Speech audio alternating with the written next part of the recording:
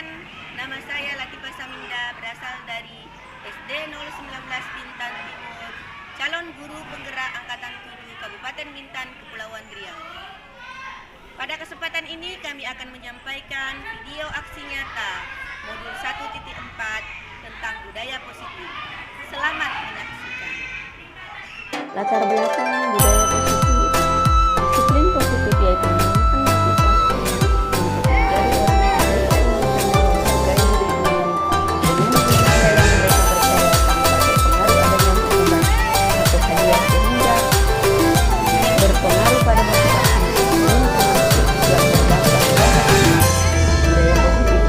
merupakan nilai keyakinan dan asumsi dasar yang tumbuh dan berkembang sesuai dengan nilai-nilai yang dianut dan ini disebut. Budaya positif tersebut berisi kebiasaan-kebiasaan yang sudah disepakati bersama dan dijalankan dalam waktu yang lama dengan memperhatikan kodrat anak, dalam hal ini kodrat alam dan kodrat sama, serta keberpihakan pada manusia. Adalah tujuan dan masa tindakan yang akan dilakukan pada kegiatan aksi nyata budaya positif di sekolah.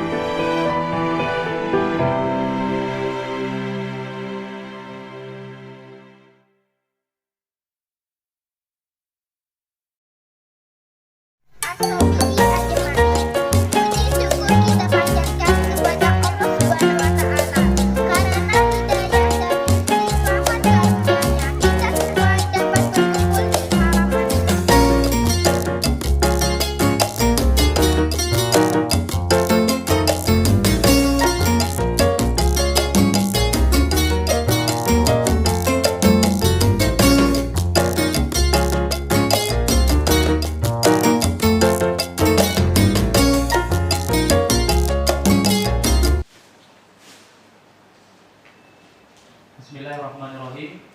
Assalamualaikum warahmatullahi wabarakatuh. Yang terhormat Kepala Sekolah Bapak Laude Rais, yang kami hormati Bapak Ibu, Majelis Guru, serta seluruh staf dan pegawai SD Negeri 019 Bintan Timur. Kemudian yang kami banggakan tentunya Ibu narasumber kita ya, yang hadir pada kesempatan kali ini, Ibu Latifah Saminda. Kemudian selawat beserta salam marilah kita kirimkan kepada junjungan kita Nabi besar Muhammad SAW. Allahumma sholli ala sayyidina Muhammad wa ala ali sayyidina Muhammad. Bapak Ibu hadirin sekalian yang berbahagia, bersyukur kita pada kesempatan ini dapat hadir dalam kegiatan desiminasi. Tadi saya tanyakan sama Ibu Latifah, kegiatan kita ini apa, Bu? Kata Bu Latifah, kegiatannya kegiatan desiminasi. Ya, desiminasi dengan tema budaya positif. Tentunya kalau kita berarti budaya positif di lingkungan sekolah. Nah, Bapak Ibu sekalian, desiminasi itu seperti apa? Tadi saya juga sudah saksi sedikit-sedikit tentang apa itu sih desiminasi itu apa. Nah, desiminasi itu adalah suatu kegiatan yang ditujukan kepada kelompok target atau individu agar mereka memperoleh informasi, kemudian muncul satu kesadaran, menerima dan akhirnya memanfaatkan informasi tersebut.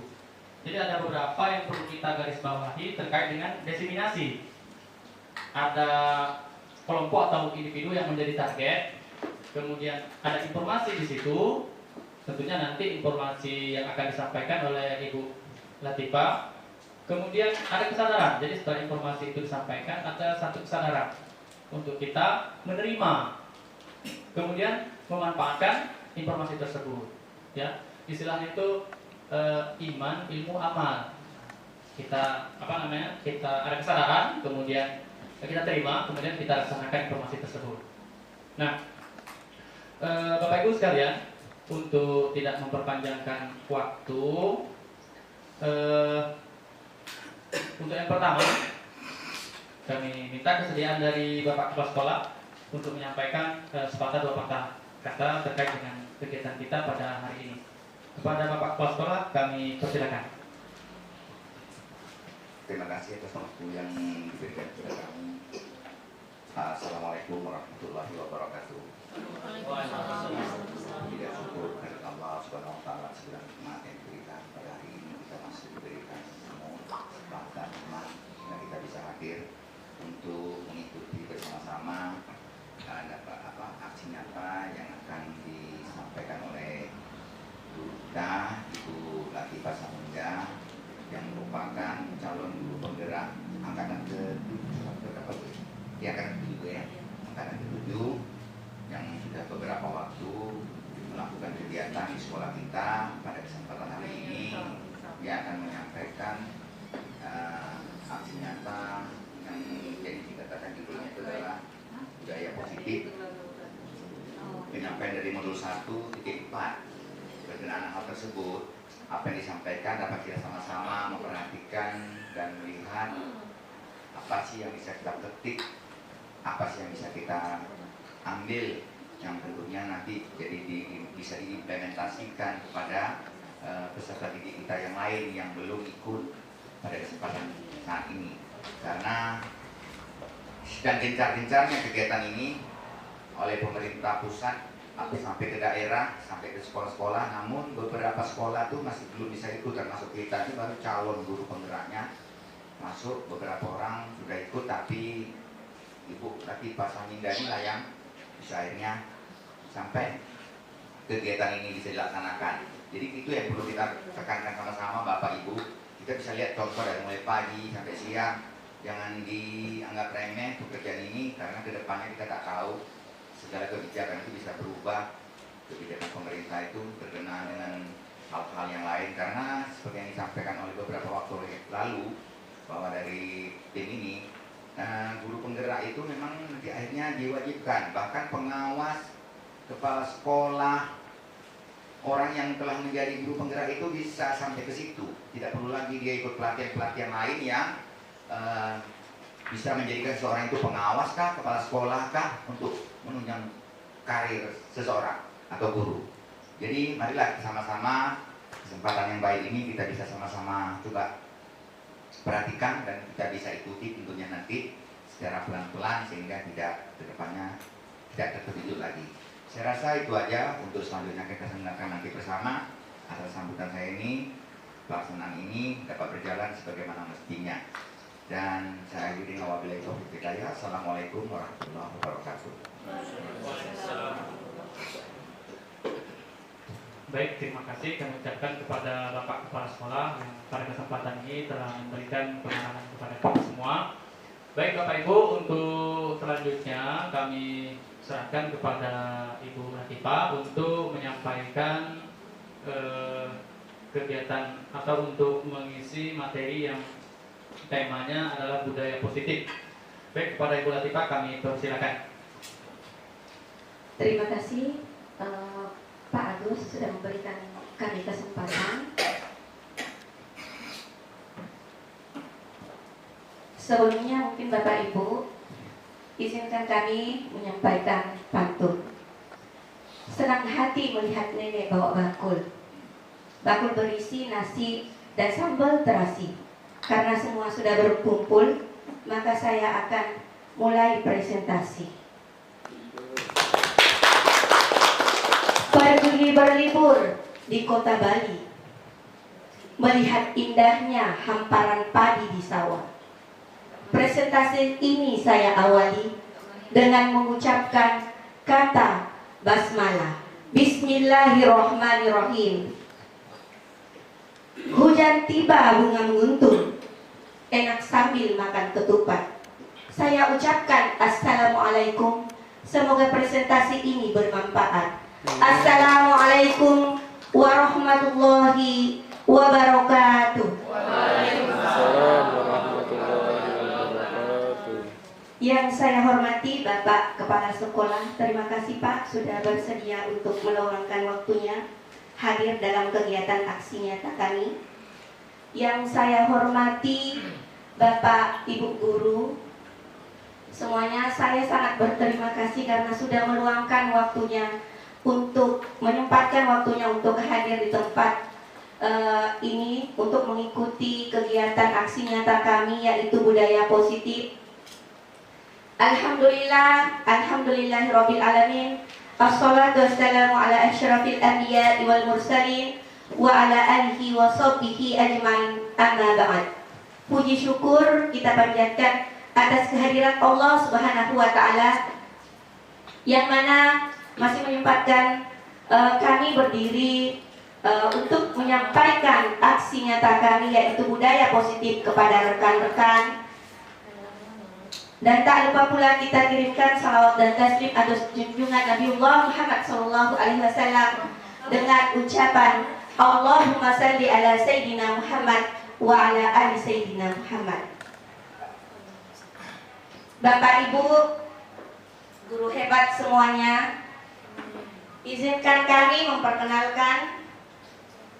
Selama kami menjadi calon guru penggerak, kami didampingi oleh fasilitator kami yaitu Ibu Meli Restuti SPD NM, kemudian pengajar praktek yaitu Bapak Pepi Eka Wandana SPD.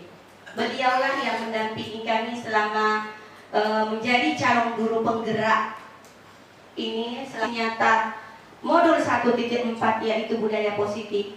Budaya positif yang ada di sekolah kita ini sebenarnya biasanya ada salam, sapa, senyum. Itu yang sudah kita lihat bahwa terlihat bahwa kedisiplinan anak-anak datang tepat waktu, murid kita sudah datang tepat waktu, itu sudah terlihat. Kemudian anak-anak kita dengan sadarnya setelah mendengarkan bel masuk ke dalam kelas atau berbaris sebelum masuk, itu adalah termasuk budaya positif. Berdoa sebelum belajar, kemudian rohis ya, yang mana di situ diajar anak-anak begitu banyak, mulai dari belajar MC sampai dengan memimpin doa. Di situ termasuk budaya positif yang kita lakukan. Dan yang kami akan bahas ini tidak jauh-jauh dari apa yang sudah kita lakukan. Cuman nanti ada beberapa mungkin dari di sini saya akan sampaikan di sini konsep utama budaya positif itu. 7 konsep utama yang akan kami sampaikan. Yang pertama, perubahan paradigma belajar.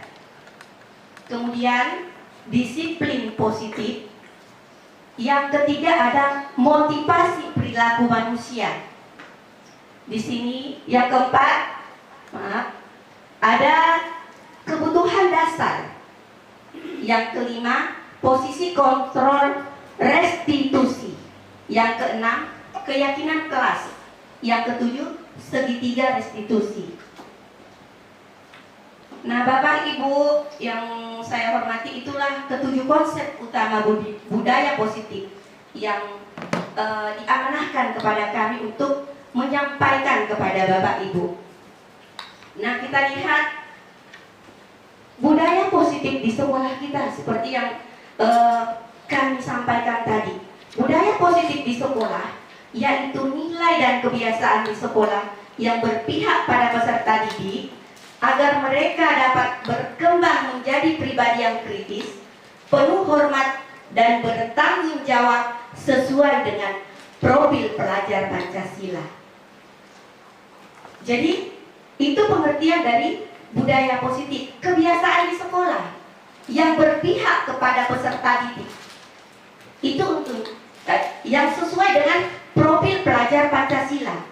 Mungkin kata profil pelajar Pancasila serta budaya positif tidak asing lagi bagi Bapak Ibu. Pelajar Pancasila ada 6 ya. Yang pertama, beriman dan bertakwa kepada Tuhan yang Maha Esa dan berakhlak mulia. Kemudian yang kedua, berkebinekaan global. Yang ketiga, gotong royong. Yang keempat, mandiri. Yang kelima, kreatif. Dan yang keenam, bernalar kritis. Kita harus selaraskan dengan visi sekolah kita sehingga nantinya tercipta budaya positif di sekolah kita. Jadi sesuai dengan nilai-nilai luhur profil pelajar Pancasila, sehingga nantinya kita akan tercipta budaya positif, yaitu profil pelajar Pancasila. Nah, di sini Bapak Ibu, ya misalnya Bapak Ibu ya, tepuk 1, tepuk 1, yes, tepuk 2, oke, tepuk 3, semangat, tepuk 4, konsentrasi. Nah di sini, gotong royong mandiri. Jadi gotong royong seperti ini, mandiri, kreatif, dan bernalar kritis. Ya.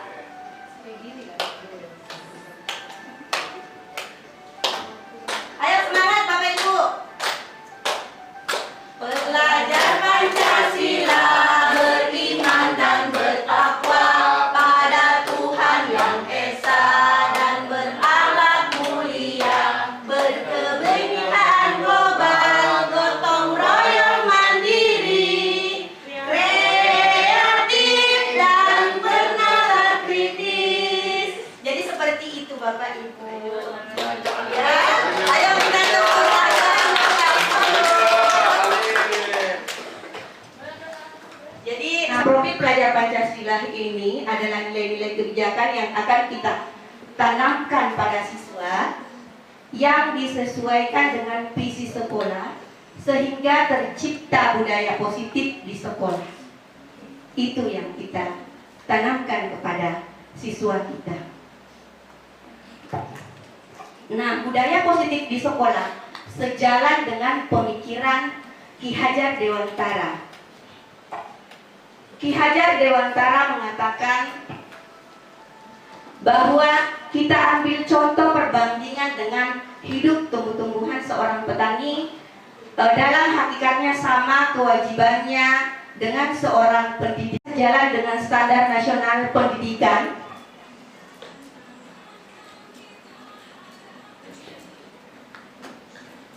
Di sini standar nasional pendidikan pasal 12, pelaksanaan pembelajaran sebagaimana dimaksud dalam pasal 10 ayat 2 huruf B diselenggarakan dalam suasana belajar yang interaktif, inspiratif, menyenangkan, menantang, memotivasi peserta didik untuk berpartisipasi aktif dan memberikan ruang yang cukup bagi prakarsa kreativitas kemandirian sesuai bakat, minat, dan perkembangan fisik serta psikologis peserta didik. Itu standar nasional pendidikan kita. Nah, Bapak Ibu, di sini kita masuk di paradigma, perubahan paradigma. Masing-masing berpasangan, berdua ya, berpasangan boleh Bapak Ibu. Sekarang 1. Ya, Bapak Ibu yang satunya bertugas, satu yang bertugas 1. Bayangkan apa yang Bapak Ibu genggam adalah sesuatu yang berharga yang akan orang ambil. Bayangkan Bapak Ibu. Ini adalah bahan yang berharga. Misalnya ini adalah emas yang berharga yang saya simpan di telapak tangan. Bapak kepala sekolah mau membuka tangan saya, apa upaya Bapak untuk membuka ini? Ya, apa upaya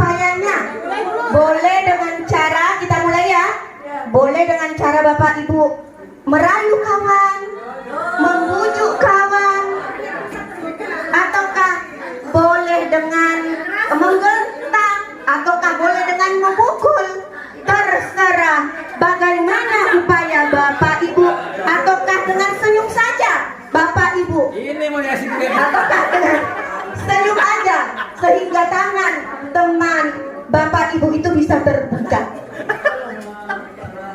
Silakan kita coba. Kami kasih waktu 20 detik dari sekarang. Silakan Bapak Ibu. Boleh Bapak Ibu bisa membujuk, mengancam, menghardik, merayu, boleh menyuap apa suapannya, sehingga itu boleh merayu, menghardik, menyuap. Anggap di dalam kepalan Bapak Ibu.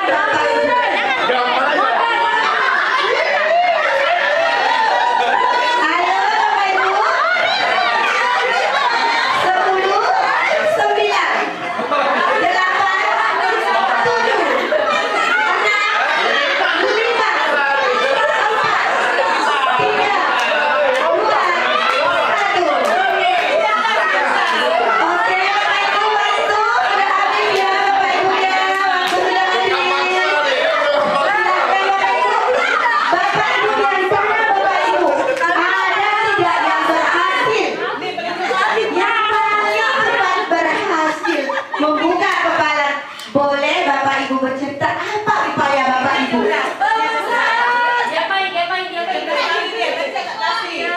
Silakan.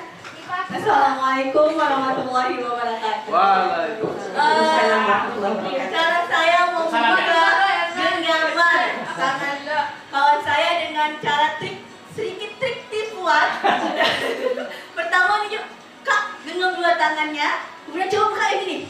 Sekali dia buka, akhirnya terbuka genggamannya.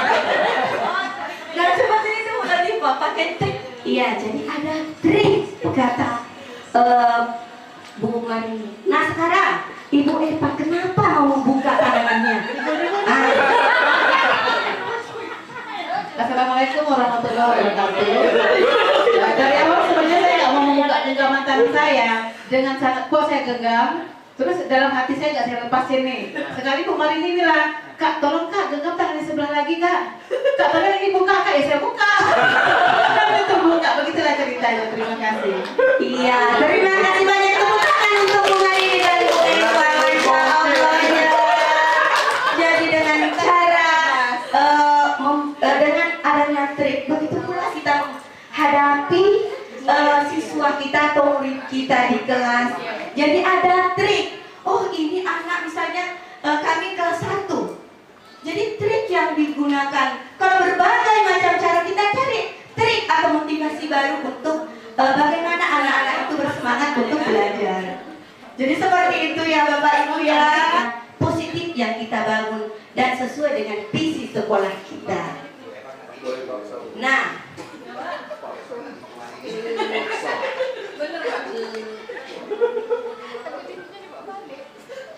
di sini untuk menerapkan budaya positif kita harus memahami yang dinamakan teori kontrol. Disitulah tadi bagaimana kita bisa mengontrol ya, teori kontrol. Mungkin teori kontrol mungkin sudah ada di antara Bapak Ibu sudah mengetahui apa itu teori kontrol.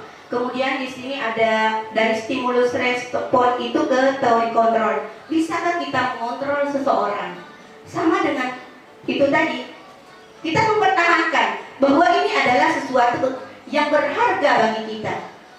Tetapi dengan trik yang dilakukan teman kita, sesuatu yang berharga itu bisa dilihat oleh teman kita. Nah, stimulus respon ini kita mencoba mengubah murid agar berpandangan sama dengan kita. Padahal kita berusaha memahami pandangan murid itu tentang dunia.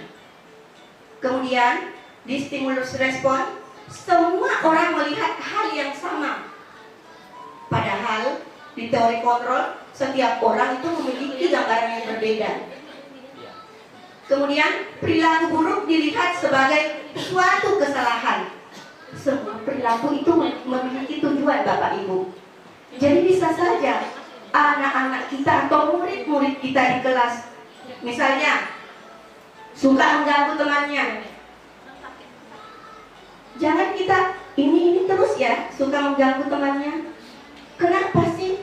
Tetapi kita lihat Karena setiap setiap perilaku itu memiliki tujuan.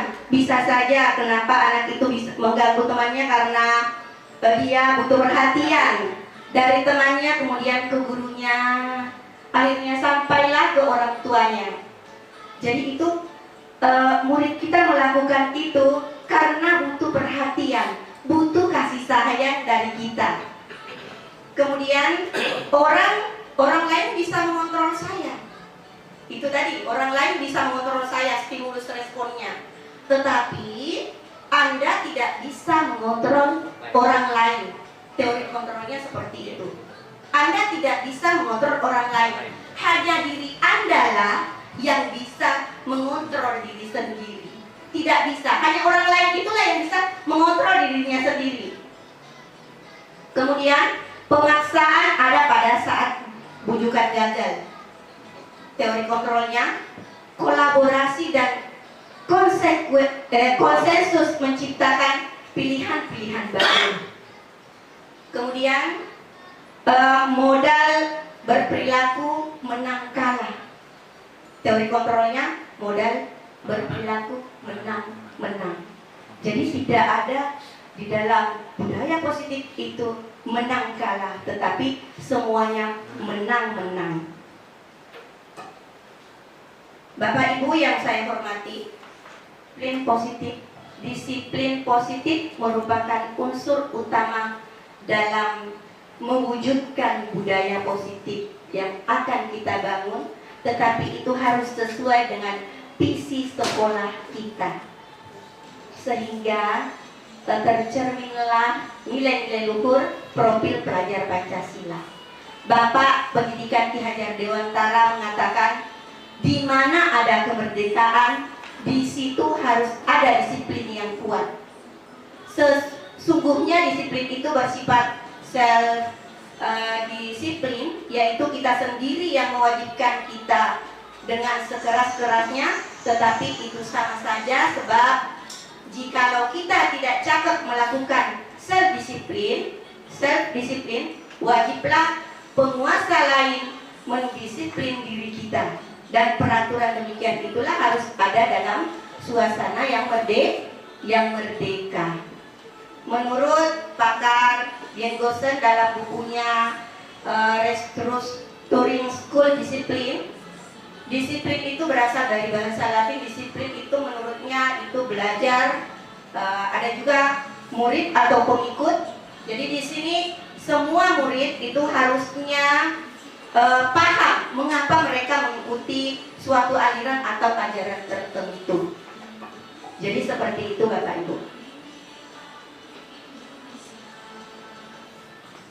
Dalam budaya positif kita, maka kita di sini dimaknai menjadi suatu yang dilakukan seseorang pada orang lain untuk mendapatkan kepatuhan. Kita cenderung menghubungkan kata disiplin dengan ketidaknyamanan. Disiplin positif merupakan salah satu cara menerapkan disiplin yang bertujuan untuk menumbuhkan kesadaran serta memperdayakan peserta didik untuk melakukan sesuatu tanpa sogokan, ancaman maupun hukuman. Sebagai pendidik, tujuan kita adalah menciptakan peserta didik yang memiliki disiplin diri sehingga mereka bisa berperilaku dengan mengacu pada nilai-nilai kebajikan universal dan memiliki motivasi intrinsik, bukan ekstrinsik. Intrinsik di sini adalah motivasi dari dalam dirinya sendiri, sedangkan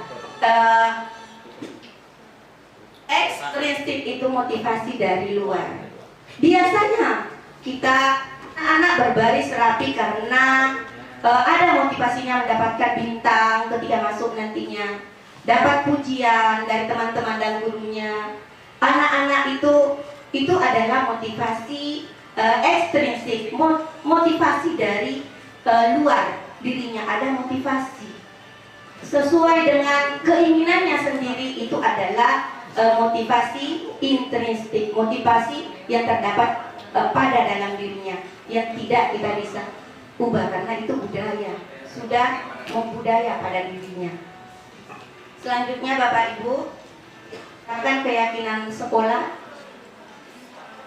ya, keyakinan sekolah atau kelas. Menerapkan keyakinan sekolah, kelas akan membentuk budaya positif. Keyakinan kelas akan menjadi landasan dalam memecahkan konflik permasalahan di sekolah atau kelas. Keyakinan kelas berisi tentang nilai-nilai kebajikan universal. Nilai-nilai kebajikan universal itu tertuang dalam profil pelajar Pancasila yang termuat dalam visi sekolah kita, seperti yang saya katakan tadi. Kemudian seseorang akan lebih bersemangat termotivasi untuk menjalankan keyakinannya daripada mengikuti peraturan tanpa memahami tujuan mulianya. Nah, pembentukan keyakinan kelas atau sekolah, keyakinan kelas bersifat lebih abstrak ya, pada peraturan yang lebih rinci dan konkret. Keyakinan kelas berupa pernyataan-pernyataan universal dalam bentuk kalimat positif. Keyakinan kelas hendaknya tidak terlalu banyak, berkisaran 3-7 supaya mudah diingat dan dipahami warga kelas. Semua warga kelas hendaknya ikut berkontribusi dalam membuat keyakinan kelas melalui curhat pendapat. Bersedia meninjau kembali keyakinan kelas dari waktu ke waktu. Itu pembentukan keyakinan kelas. Contoh keyakinan kelas, ya. Bapak Ibu bisa lihat di sini. Di sini kami contohkan yaitu kelas 1 dan kelas 5. Contoh keyakinan kelas itu seperti yang kami tadi katakan bahwa keyakinan kelas itu universal ya. Jadi di sini dia abstrak. Jadi di sini untuk kelas 1 setiap anggota kelas perlu belajar. Kemudian setiap anggota kelas perlu senang. Setiap anggota kelas perlu melakukan tugas. Setiap anggota kelas perlu saling menghargai. Setiap anggota kelas perlu merasa aman. Keyakinan kelas untuk kelas 5 di sini selalu bersikap positif. Jadi keyakinan kelas itu kita buat berdasarkan tingkatannya ya. Ya, berdasarkan tingkatan. Contoh di sini ada kelas 1 untuk kelas rendah mungkin kami ambil, untuk kelas tinggi kami ambil keyakinan kelas, contoh keyakinan kelas 5. Selalu bersikap positif, senantiasa menjadi diri terbaik, percaya dan menghormati orang lain serta barang miliknya, berkomitmen terhadap setiap tugas, kemudian senantiasa membantu. Itu contoh untuk kelas tinggi. Bapak Ibu, siapa yang membuat keyakinan kelas ini? Tentunya kita para guru dan siswa. Jadi kita sepakati secara universal tadi, kita sepakati keyakinan kelas itu sehingga terciptalah keyakinan baru, dilakukan kegiatan curhat pendapat. Itulah curhat pendapat itulah bagaimana kita membentuk keyakinan kelas kita bersama dengan siswa kita. Kemudian siswa dikelompokkan untuk membahas satu keyakinan kelas yang dijabarkan menjadi tampak seperti atau tidak tampak seperti. Jadi itu kita kelompokkan nanti siswa tampak seperti dan tidak tampak seperti. Contohnya Bapak Ibu boleh lihat di sini. Ya, datang tepat waktu berarti sering hadir, terlambat. Itu kemudian menyapa teman dan guru setiap hari. Tak acuh kepada teman dan guru. Itu contohnya tampak dan tidak tampak seperti. Membedakan antara peraturan dan nilai kebajikan yang dituju atau keyakinan kelas itu. Selama ini mungkin kita samakan peraturan dengan keyakinan kelas. Nah, peraturan biasanya selalu kembalikan buku ke tempatnya, ya. Peraturannya seperti itu yang kita yang sekolah buat, selalu kembalikan buku ke tempatnya. Kebajikan yang dituju untuk murid kita itu adalah tanggung jawab. Jadi bagaimana anak-anak itu bertanggung jawab. Kemudian dilarang mengganggu orang lain.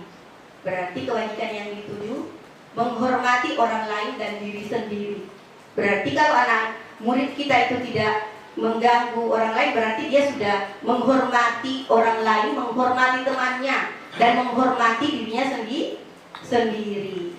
Kemudian hadir di sekolah 15 menit sebelum pembelajaran dimulai. Dia sudah menghormati orang lain, kayak kebajikan yang ditujunya itu menghormati orang lain, komitmen pada tujuan. Kemudian dilarang melakukan kekerasan. Berarti di situ nilai kebajikan yang dituju adalah keselamatan dan menghormati orang lain. Kemudian dilarang menggunakan narkoba. Di situ berarti nilai kebajikan yang dituju itu adalah kesehatan. Kemudian bergantian atau menunggu giliran. Berarti di situ menghormati orang lain, dan di situ nilai kebajikan yang dituju adalah kesabaran. Kemudian gunakan masker, berarti kesehatan dan keselamatan. Jangan berlari di kelas atau koridor, itu keselamatan atau keamanan mereka. Itu adalah nilai peraturan dan nilai kebajikan yang dituju. Bapak Ibu, untuk menerapkan disiplin positif, kita harus tahu apa motivasi manusia berperilaku dan kebutuhan dasar manusia. Ya Bapak Ibu ya.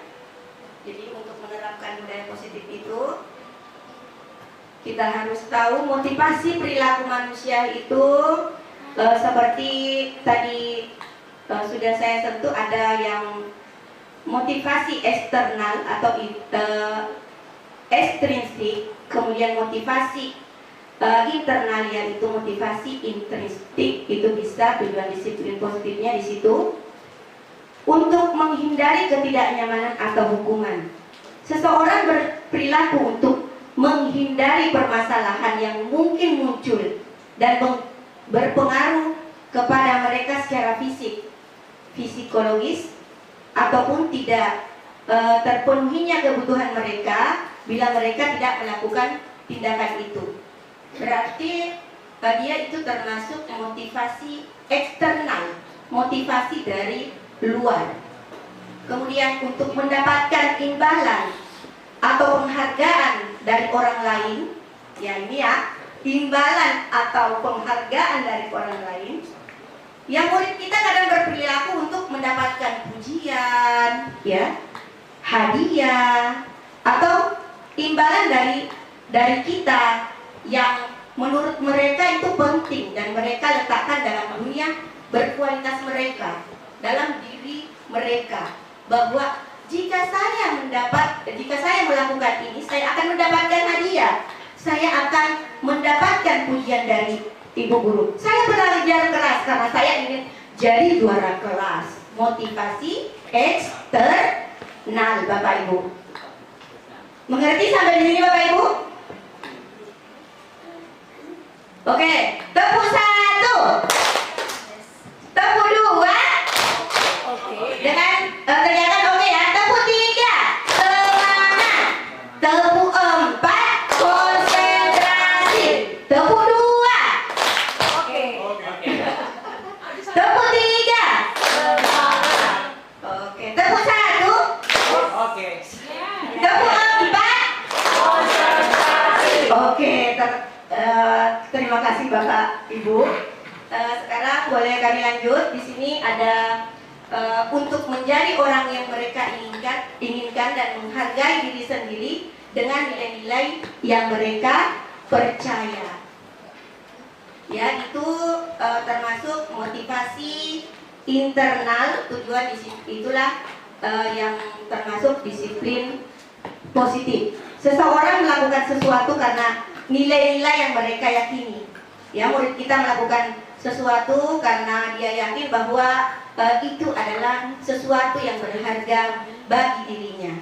Ya, motivasi ini akan membuat orang mempunyai disiplin positif karena motivasinya bersifat dari dalam dirinya. Jadi itu perbedaan antara motivasi perilaku manusia ya Bapak Ibu ya.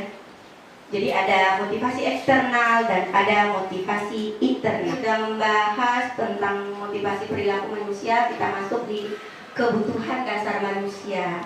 Bapak Ibu, di sini ada kebutuhan dasar manusia ada 5, yaitu yang pertama adalah bertahan hidup, kemudian ada kasih sayang dan rasa diterima, ada kebebasan, ada kesenangan, ada penguasaan.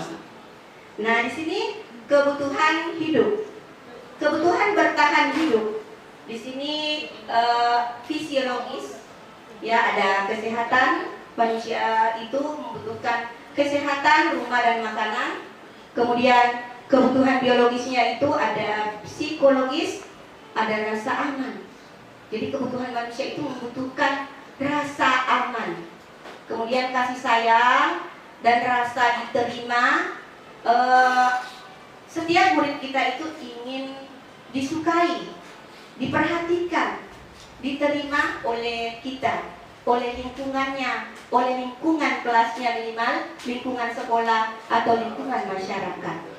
Jadi setiap manusia itu butuh kasih sayang dan rasa diterima. Kemudian yang ketiga ada kebebasan. Kebebasan itu seperti mandiri. Setiap manusia itu memilih pilihannya sendiri. Dia senang mencoba hal-hal yang baru. Itu kebebasan yang diberikan oleh murid kita. Kemudian yang keempat yaitu kesenangan. Jadi setiap orang itu ingin senang, iya kan, Bapak Ibu ya? Setiap kita itu ingin memiliki kesenangan tersendiri. Kemudian ada penguasaan, ada power di situ. Di situ penguasaan itu keinginan kita ingin dihargai, ingin diakui, ingin dihormati. Itu adalah penguasaan. Kita ingin menjadi yang terbaik dari yang lainnya. Itu adalah penguasaan. Disitulah 5 kebutuhan dasar manusia, Bapak Ibu. Hukuman, konsekuensi dan restitusi dalam menjalankan peraturan ataupun keyakinan kelas atau sekolah. Bila mana ada suatu pelanggaran, biasanya tindakan terhadap suatu pelanggaran pada umumnya berbentuk hukuman atau konsekuensi. Pendekatan yang bisa dilakukan untuk menerapkan disiplin positif adalah restitusi. Ya, bersifat tidak terencana atau tiba-tiba. Murid menerima hukuman dari guru tanpa melakukan suatu kesepakatan. Hukuman yang diberikan bisa fisik atau psikis. Murid akan disakiti oleh suatu perbuatan atau kata-kata. Sedangkan di sini konsekuensi bersifat terencana atau sudah disepakati. Bentuk konsekuensi dibuat oleh guru atau sekolah dan murid sudah mengetahui apa konsekuensinya bila melakukan pelanggaran disiplin. Jadi di sini kita bisa bedakan antara hukuman dan konsekuensi ya Bapak Ibu ya. Nah, bagaimana dengan memberikan penghargaan bagi murid yang mematuhi disiplin? Penghargaan merupakan hukuman adalah cara-cara mengontrol perilaku seseorang yang menghancurkan potensi untuk pembelajaran yang sesungguhnya. Karena secara ideal, tindakan belajar itu sendiri adalah penghargaan sesungguhnya. Itu menurut pakar Alvin Kohn ya Bu, bukan memberikan penghargaan sama dengan menghukum. Nih, gini kok memberikan penghargaan sama dengan menghukum sih. Nah, jika kita menggunakan penghargaan lagi dan lagi, maka murid akan bergantung pada penghargaan serta kehilangan motivasi diri. Motivasinya apa? Motivasinya belajar untuk mendapatkan ranking. Motivasi anak kita berbaris dengan rapi di depan kelas untuk mendapatkan bintang. Ketika bintang itu tidak ada kerjaan atau dipuji di depan orang banyak, maka yang lain akan merasa iri. Iya kan? Contohnya Hanya saja kita yang mengharapkan suatu penghargaan, namun tidak mendapatkannya, Anda akan merasa dihukum. Itulah kenapa di sini memberikan penghargaan sama dengan hukum, sama dengan bagaimana kita menghadapi murid kita, Bapak Ibu. Seperti itu. Paham Bapak Ibu? Masya Allah, mudah-mudahan bisa kita terapkan nantinya di kelas kita. Nah, kalau kita melakukan tindakan-tindakan tadi, mungkin kita akan membuat murid merasa menjadi murid yang gagal, Bapak Ibu ya. Murid yang gagal kalau kita melakukan hal tersebut. Nah, di sini ada pertanyaan. Di sini, apakah Anda akan melakukan tindakan-tindakan berikut ketika murid melakukan kesalahan? Menuju kesalahan dan meminta melihat kesalahannya baik-baik. Di situ, coba lihat kesalahan yang kamu lakukan. Kita secara tidak sadar ya, di depan teman. Ya mungkin, dan saya kira Bapak dan Ibu di sini sudah tidak ada lagi, karena kan Bapak Ibu di sini sudah baik-baik ya, sama dengan murid. Kemudian mengatakan, kamu seharusnya tahu bagaimana kamu seharusnya bertindak. Kita katakan seperti itu. Kamu lagi. Kapan sih kamu berubah?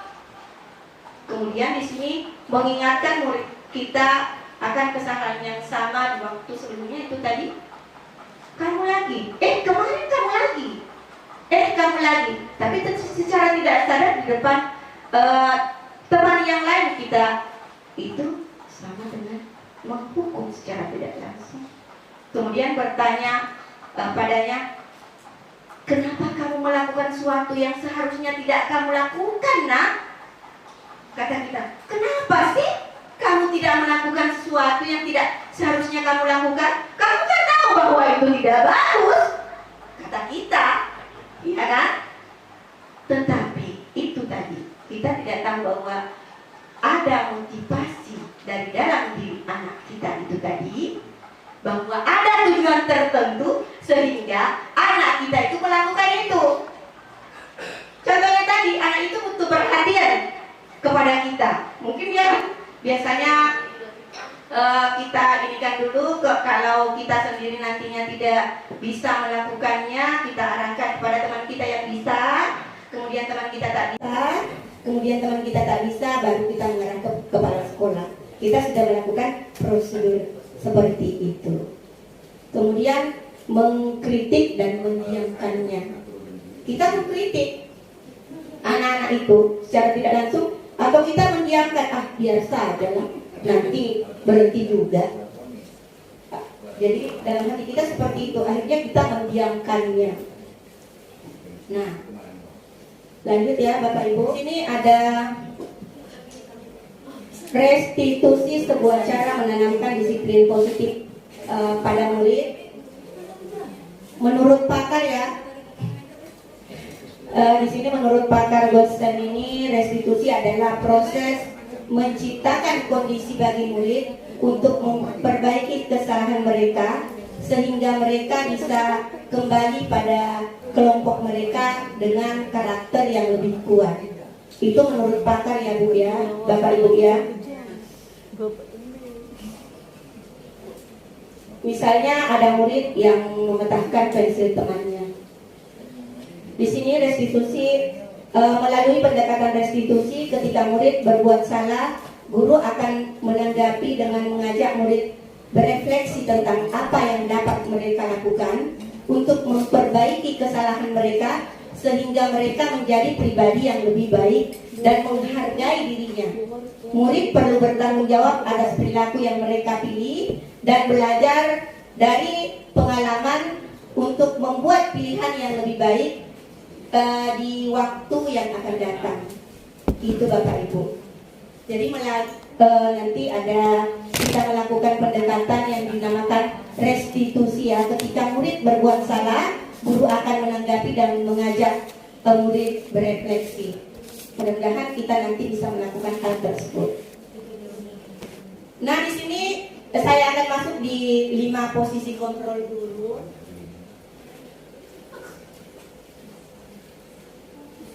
Sini Bapak Ibu. Maaf ya. Untuk menyikapi pelanggaran disiplin yang dilakukan oleh siswa, di sini ada 5 posisi kontrol guru. Yang pertama yaitu sebagai penghukum, kemudian yang kedua pembuat merasa bersalah, yang ketiga sebagai teman, yang keempat pemantau, yang kelima sebagai manajer.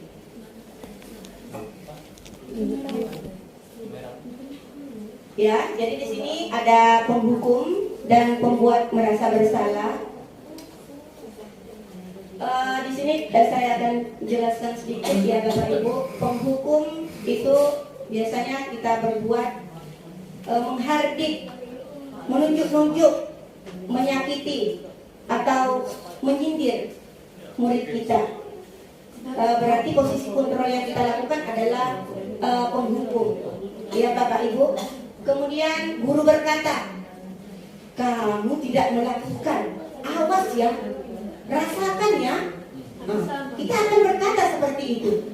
Itu adalah posisi menghukum. Kemudian apa hasilnya untuk anak kita?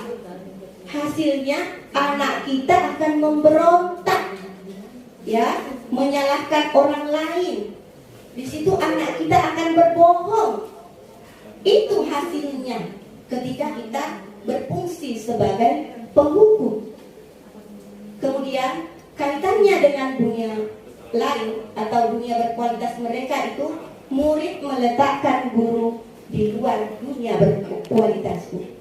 Dia tidak akan menyesat kita. Dia tidak akan, karena kita ditempatkan pada dunia di luar dunia berkualitas mereka, gitu. Kemudian di sini murid akan berkata, biarkan saja, nanti juga marah-marah lagi. Itu yang akan keluar dari mulut murid kita. Biarkan aja, nanti marah-marah lagi. Dampaknya pada murid kita Bapak Ibu, dia akan mengulang kesalahannya. Dia akan mengulang terus kesalahan-kesalahan itu. Kemudian fungsi kita sebagai itu di luar kontrol, yaitu kontrol dari luar. Itu kita akan menciptakan identitas gagal. Itu kalau kita berfungsi sebagai penghukum. Benar Bapak Ibu? Benar. Kemudian pembuat orang merasa bersalah. Di sini guru berbuat, ya, membuat orang merasa berceramah dan mengatakan, seharusnya kamu seperti ini nak. Ibu kecewa loh, kenapa kamu berbuat seperti ini? Kata kita, ya, kepada kata gurunya kepada itu. Nah, guru berkata, kamu seharusnya sudah tahu, ibu lelah sekali nih. Kenapa sih kamu melakukan ini terus? Kata kita mengatakan, ibu stres dan ibu stres. Nah, itu membuat murid kita merasa bersalah. Nah, hasilnya kepada murid kita, kalau kita seperti itu, murid kita akan menyembunyikan, ya, menyangkal perbuatan yang dia lakukan, bahkan dia berani berbohong kepada kita. Dan itu akan berulang kali nantinya dia lakukan kalau kita berfungsi sebagai pembuat orang merasa bersalah. Kaitannya dengan dunia berkualitas, murid menetapkan kita di dalam dunia berkualitas mereka. Kemudian murid berkata, maafkan saya ya Bu ya.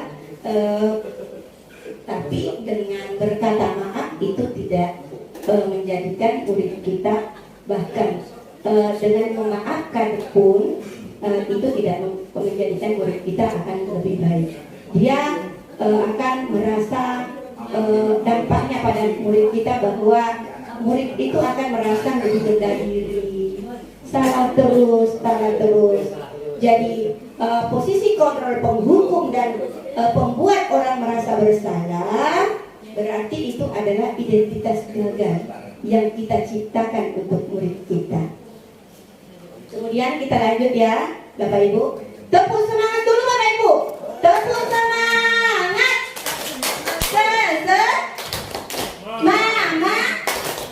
Semangat. Oke, Bapak Ibu. Nah, kurang semangat ya, maaf ya Bapak Ibu ya. Kita lanjut ya Pak ya. Oke. Nah, baik Bapak Ibu. Posisi kontrol yang ketiga yaitu sebagai teman.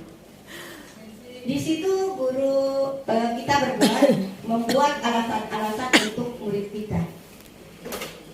Kita kadang berkata, marilah lakukan demi ibu. Demi ibu nak, kamu lakukan. Masa kamu tidak mau? Ingat tidak, ibu kan pernah bantu kamu nak. Kita katakan seperti itu ya kepada anak murid kita. Kemudian hasilnya kepada murid kita akan ketergantungan terhadap kita.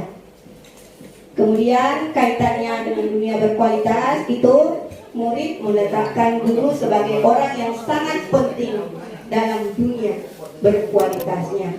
Karena murid tersebut itu kepada kita, ya ada ketergantungan kepada kita. Murid berkata, saya pikir Bapak Ibu teman saya ternyata begitu. Itu katanya.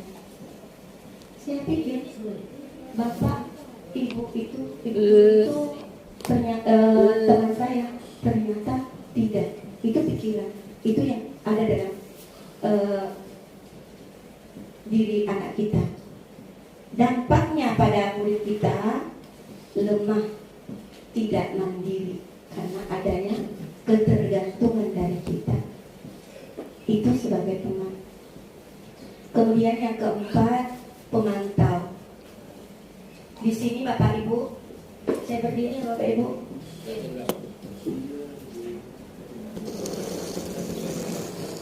Di sini Bapak Ibu ya, di sini ada pemantau.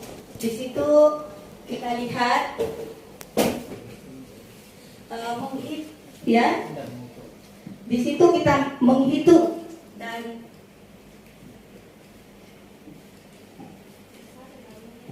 di sini kita menghitung dan mengukur ya. Kita berbuat, kita menghitung, kita mengukur.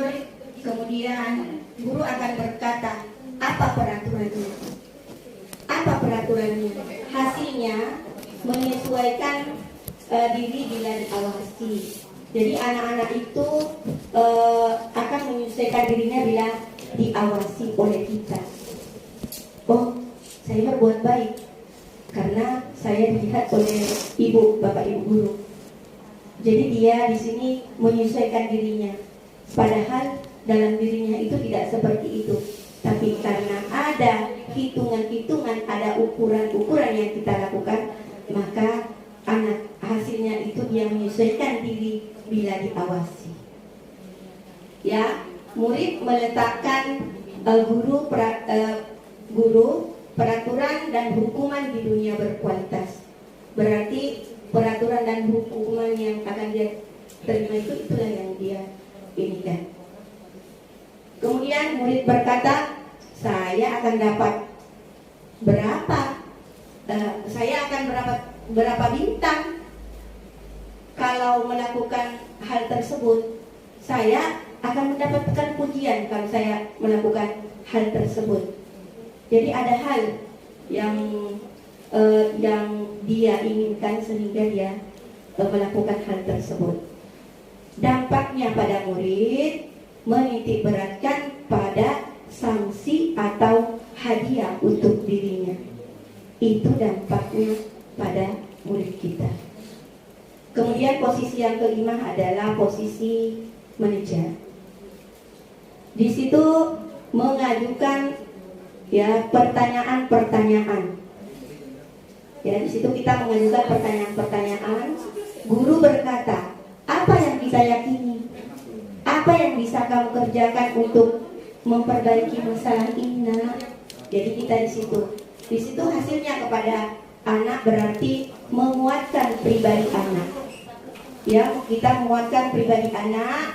Kemudian kaitannya dengan dunia berkualitas, murid meletakkan dirinya sebagai individu yang positif dalam dunia berkualitas. Nah, murid berkata, bagaimana caranya agar saya bisa memperbaiki keadaan ini? Dia akan berkata seperti itu, Bu, Bapak Ibu. Dampaknya pada murid mengevaluasi diri, bagaimana caranya memperbaiki dirinya. Jadi posisi kontrol untuk menyikapi pelanggaran disiplin yang dilakukan siswa, yang kita harus ngambil di sini adalah bagaimana kita sebagai guru yaitu berfungsi sebagai manajer, yaitu menghargai diri sendiri. Jadi identitas sukses yang kita bangun. Kalau kita berfungsi sebagai penghukum dan membuat orang merasa bersalah, berarti itu identitas gagal atau kontrol dari luar, ya, menghindari hukuman saja. Kemudian kalau kita berfungsi sebagai teman atau pemantau, berarti mengharapkan imbalan. Siswa kita akan mengharapkan imbalan. Tetapi kalau kita berfungsi sebagai manajer, maka siswa kita akan menghargai dirinya sendiri. Itu Bapak Ibu. Kata-kata yang diutarakan membuat murid merasa menjadi orang yang gagal, memandang buruk dirinya sendiri, merasa tidak berharga, dan tidak sanggup membahagiakan orang lain. Ketika guru mengambil posisi pembuat rasa bersalah, murid akan menganggap dirinya yang bersalah dan ia akan menyimpan emosi negatif tersebut di dalam dirinya.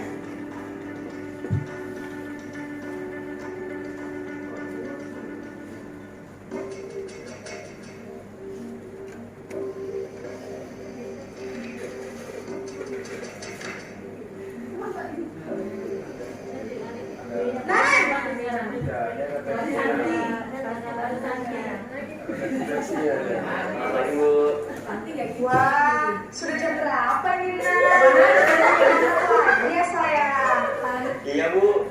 Habis ibu saya lupa bangunkan saya, Bu. Kamu malah menyalahkan ibu kamu. Apa sih? Iya, Bu. Saya memang terlambat bangun tadi. Jadi, biarpun saya lari kencang, tetap gak kekejar, Bu. Ya sudah sana, nanti lain kali larinya lebih kenceng lagi ya, biar gak terlambat lagi. Bikin seperti ibu, demi ibu. Bisa, Bu. Ya sudah sana masuk kelas, ibu beresin urusan absen kamu. Kamu ini ada-ada saja. Dalam posisi teman, guru berbicara dengan nada suara ramah, akrab, cenderung bersenda gurau untuk menjaga suasana tetap santai. Murid akan merasa senang, aman, dan akrab dengan guru. Identitas yang tercipta adalah identitas sukses atau berhasil. Namun, perlu diingat, karena ini masih dorongan eksternal, maka ada faktor ketergantungan dari murid kepada orang tertentu. Di sini, guru aksennya, sehingga di lain waktu, murid bisa berperilaku baik, namun hanya kepada orang-orang tertentu saja.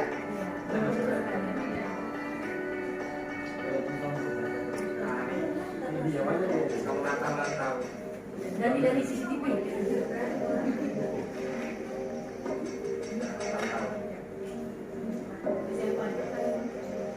Naren!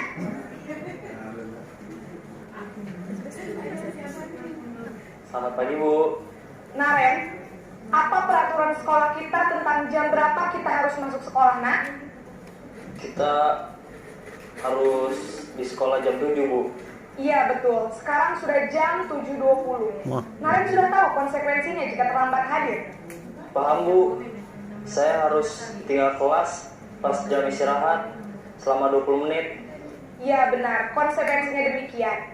Jadi nanti jam 9.30, pas istirahat, kamu harus tinggal di kelas, kerjakan tugas tambahan untuk ketertinggalan kamu, ya? Baik, Bu.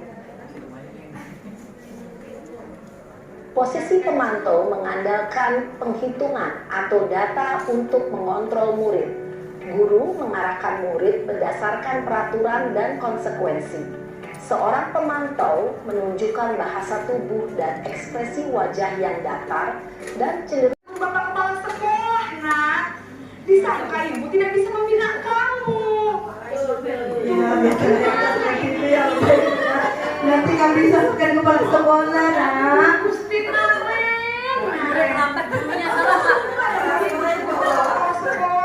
Gurunya salah ya. Terus, sekarang ibu harus tulis apa nih di buku absen? Ini kamu sudah sering terlambat loh. Ibu harus apa coba? Maaf Bu, maaf. Ya sudah.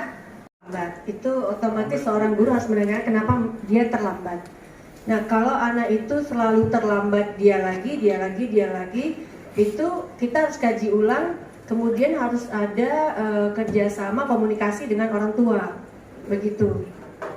Kemudian untuk seorang guru yang seperti mungkin diinginkan yang terakhir, poin kelima ya, seorang guru juga punya kesabaran ya Bapak Ibu ya. Jadi tidak mudah untuk yang terakhir tadi. Untuk kayak saya pun yang dulunya emosinya mungkin tinggi, sekarang udah mulai turun, faktor usia juga udah mulai malas mau marah-marahin anak. Karena intinya begini Bapak Ibu, ada ilmu yang saya dapat, anak sudah mau datang ke sekolah aja sudah syukur. Dia datang terlambat dan berani datang ke sekolah itu juga sudah hebat.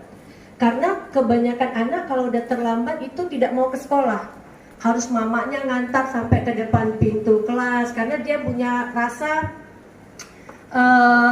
nanti akan dihukum, nanti dimarahin. Contoh itu terjadi pada kelas 3, dia terlambat, saya sudah masuk padahal itu belum jam masuk, 5 menit sebelum masuk kelas saya sudah di kelas. Dia merasa dia terlambat, itu harus mamanya ngantar sampai ke kursi. Jadi saya bilang tidak apa-apa. Kalau terlambatnya karena mungkin dia sholat zuhur dulu, kemudian ibu juga datang, bukan berarti itu sudah masuk, ibu hanya mengawasi anak-anak yang piket.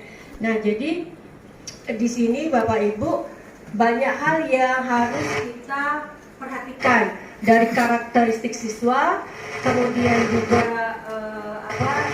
emosional guru juga harus juga diperhatikan karena tidak semua guru ini punya rasa sabarnya tinggi. Nah, hanya itu aja. Ya, terima kasih Bu Sinta. Ya, itu tadi menurut Bu Sinta ya. Jadi kelima posisi itu bisa saja dilakukan sesuai dengan kondisinya. Nah, selanjutnya Bapak Ibu kita lanjut ya materi berikutnya di segitiga. Jadi untuk menyikapi pelanggaran disiplin yang dilakukan oleh siswa kita, pelanggaran disiplin ya, yang sudah kita bahas, yang sudah ini kita adakan. Ada yang dinamakan segitiga restitusi, ya, ada yang dinamakan segitiga restitusi. Yang pertama itu menstabilkan identitas. Kita biasanya berkata, nah, setiap orang pasti pernah melakukan kesalahan. Kita berkata, itu menstabilkan identitas ya. Jadi kita katakan kepada anak, kalau kita panggil anak itu, nak, setiap orang itu pasti pernah melakukan kesalahan. Atau kita katakan kepada anak, kamu bukan satu-satunya orang yang pernah melakukan ini, nak. Misalnya anak-anak itu terlambat, kita tidak harus langsung kamu aja langsung terlambat terus. Tapi kita adakan yang dinamakan segitiga restitusi. Yang pertama yang harus kita lakukan dalam kegiatan segitiga restitusi ini yaitu menstabilkan identitas. Kita tanyakan kepada anak itu, setiap orang pernah terlambat, nak. Ibu juga pernah terlambat. Kemudian yang kedua yang harus kita lakukan adalah validasi tindakan yang salah. Kamu tentu punya alasan. Kita katakan kepada anak itu, kamu tentunya punya alasan mengapa melakukan hal itu. Kemudian, adakah cara yang lebih efektif untuk mendapatkan apa yang kamu butuhkan? Misalnya anak yang terlambat tadi, kita sudah tanyakan bahwa ibu juga pernah Nah, kira-kira apa yang terjadi jika ibu terlambat datang? Kita tanyakan, itu namanya validasi tindakan yang salah. Ya, jadi tindakan yang dilakukan anak itu, kita tanyakan, kamu tentunya punya alasan mengapa kamu sering terlambat. Bisa saja jalanan di tempatnya beda dengan jalanan kita. Bisa saja kan motornya atau orang tuanya tidak memiliki kendaraan. Nah, sama dengan kita mungkin terlambat. Kita tanyakan aja kepada anak tersebut bahwa ibu juga pernah terlambat, bukan cuma kamu yang pernah terlambat. Ingat tidak waktu ibu terlambat pada saat mungkin motor ibu ini, apa yang terjadi kalau ibu terlambat? Anak-anak pasti ada alasannya.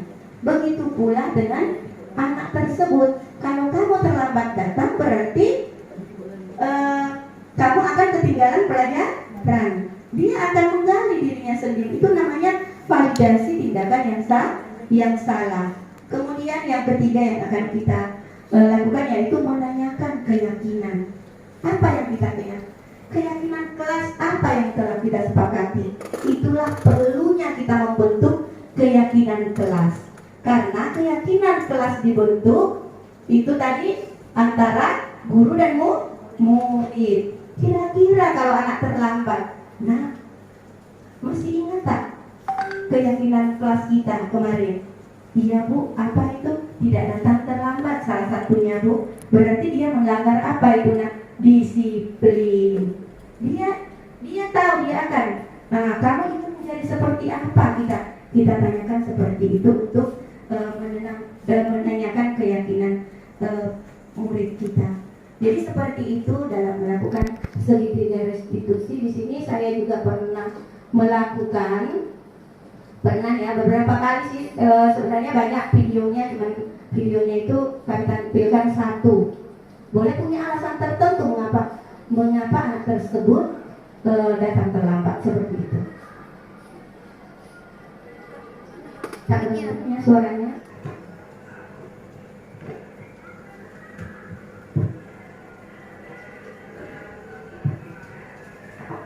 Volume.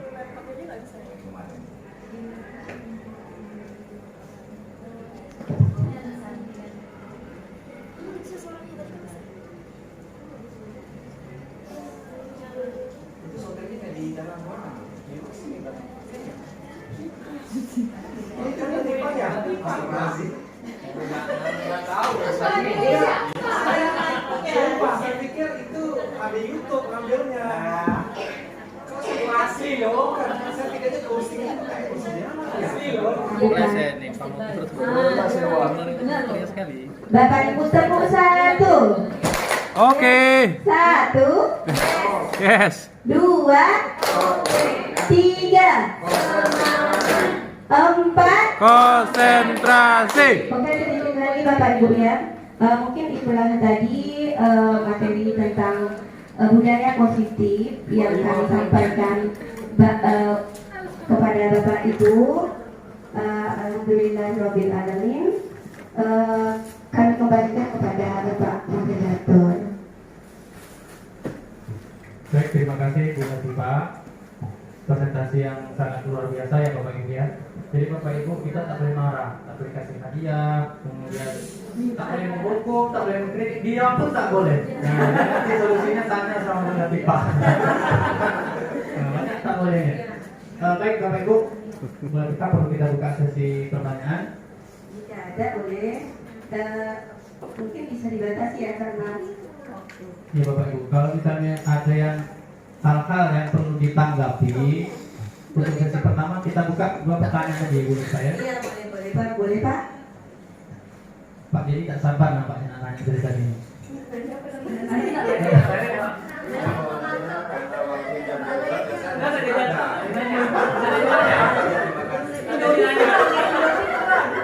Kalau tidak ada, apa-apa kita tunjuk aja. Mungkin saya bisa berpantun atau untuk. Baik Bapak Ibu, kalau tidak ada pertanyaan, barangkali kita cukupkan kegiatan kita sampai di sini. Namun sebelum tutup mungkin ada closing statement dari Bu Ada Latifah. pertanyaan lagi apa enggak? Kami persil. Ya, jadi terima kasih Bapak Ibu. Di sini kita nanti sangat mengharapkan bahwa sekolah kita bisa membentuk keyakinan kelas masing-masing ya, keyakinan kelas masing-masing untuk membentuk budaya positif sehingga terciptalah nilai-nilai luhur profil pelajar Pancasila yang kita harapkan bersama nantinya Bapak Ibu. Mungkin sampai di sini pemaparan kami. Billahi taufiq wal hidayah. Izinkan kami berpatung terbang tinggi si burung bayan hingga pula di atas dahan. Terima kasih atas perhatian, mohon maaf atas kesalahan. Burung dara burung cendawasi bisa dicari dulu di Papua. Cukup sekian, terima kasih. Semoga bermanfaat untuk kita semua. Billahi taufiq wal hidayah. Assalamualaikum warahmatullahi wabarakatuh. Baik, kita cukupkan sampai di sini Bapak Ibu kegiatan kita. Terima kasih atas atensinya. Terlebih kurang kami mohon maaf. Billahi taufiq wal hidayah. Assalamualaikum warahmatullahi wabarakatuh. Salam semangat. Assalamualaikum warahmatullahi wabarakatuh.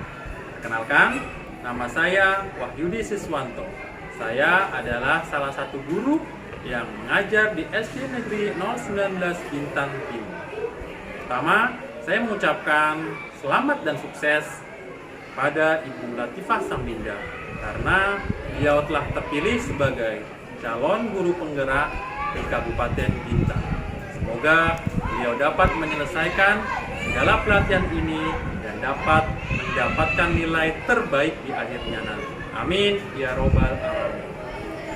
Untuk diseminasi yang telah disampaikan oleh Ibu Latifah, saya pribadi mengucapkan ribuan terima kasih karena informasi baru ini membuat satu tambahan ilmu buat saya dan anak-anak di kelas. Budaya positif sangat membantu anak-anak untuk mencari, menemukan, dan menyepakati bersama. Sehingga kami melaksanakan apa yang telah kami sepakati dan apa yang kami bahas sama-sama, kami jalankan secara bersama-sama. Semoga pelaksanaan budaya positif ini, khususnya di SD Negeri 019 Bintan Timur, terus berjalan dan terus ditingkatkan. Baik di lingkungan siswa, di lingkungan majelis guru, bahkan di lingkungan seluruh warga yang ada di SD 019 Bintan Timur. Terus semangat Ibu Latifah. Semoga selalu diberi kemudahan. Kurang terlebih saya mohon maaf. Saya akhiri dengan wabillahi taufik wal hidayah. Assalamualaikum warahmatullahi wabarakatuh. Tetap semangat. Warahmatullahi wabarakatuh. Perkenalkan, nama saya Bapak Dedi Masudi SPD. Saya adalah rekan sejawat dari Ibu Latifah Saminda. Setelah saya mengikuti sesi berbagi dari Ibu Latifah Saminda, saya merasa senang karena mendapatkan sesuatu yang baru, yaitu tentang perubahan paradigma dari stimulus respon teori kontrol. Kemudian mengenal tentang segitiga restitusi, tentang budaya positif di sekolah dengan menerapkan kesepakatan kelas bersama murid. Sekian dari saya. Wassalamualaikum warahmatullahi wabarakatuh. Assalamualaikum warahmatullahi wabarakatuh.